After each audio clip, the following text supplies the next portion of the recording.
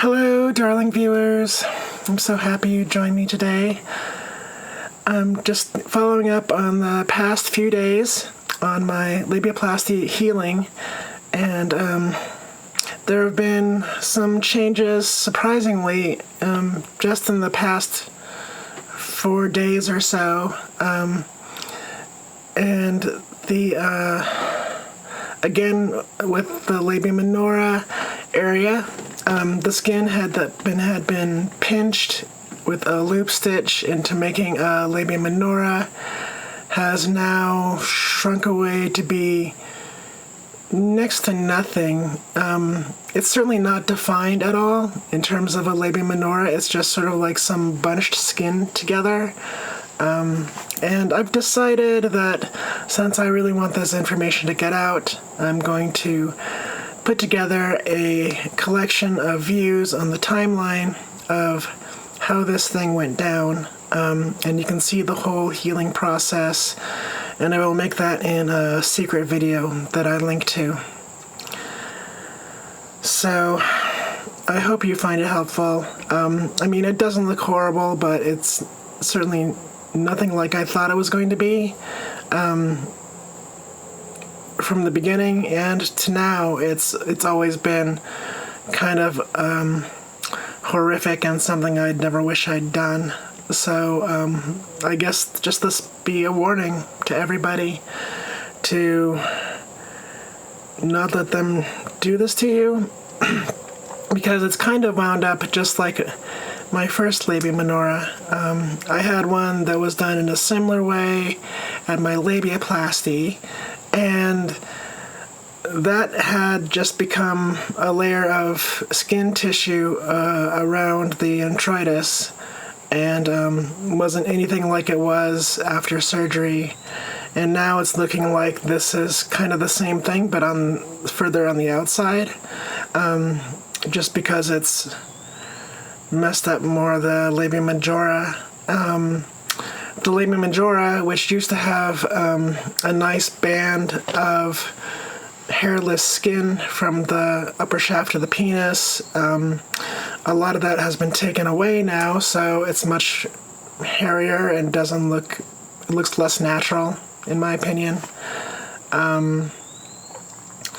So I'm really confused about what the doctor was going for, and I will be talking to him about that at our next meeting, but that's not for, that's about 5 weeks away.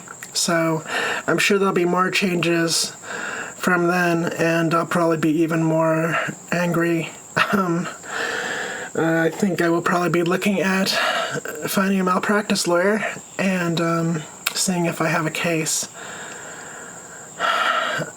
I still haven't heard anything back from the state as to whether or not my complaint was finalized, so I guess it hasn't. And don't really feel like there's a whole lot more I can do at this point. I mean, on the plus side, the heavy swelling that I was experiencing about 5 days ago, has been released. I did a lot of icing, and that seemed to help. And some of it seemed to be the fat grafting that was very loose and squishing all over the place. So I did some massaging of that, and maybe that helped. I'm not sure, but the swelling isn't nearly as bad as it was, thankfully. I am trying to be careful with not closing my legs as much as I can, because it seems like when I do that, things get squished around a bit, and it's not really conducive to healing in a good way. So a lot of times I'll sleep with a pillow between my legs. I will try not to keep my legs together like I normally do when I'm sitting. And just regular stuff like that. Sitting too long is not good either, so I've been avoiding that, or when I do, I usually bring an extra cushion. So It's been something else, let me tell you. I didn't realize I was really in for all of this. When I first decided to get labiaplasty, I knew there was going to be pain, I knew there was going to be trauma, but man, I had no idea. I really had no idea.